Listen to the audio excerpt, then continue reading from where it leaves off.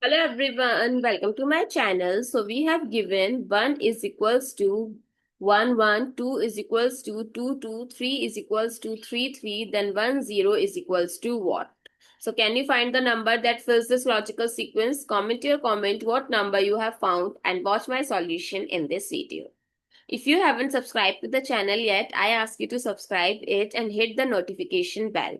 Because here on the channel, we daily uploaded free videos that train your mind in reasoning as well as basic to advanced math. So now take a good look to this resolution. 1 equal 1 1. That means repeating 2 equal 2 2. 3 equal 3 3. Then 10 equal or 1 0 equal.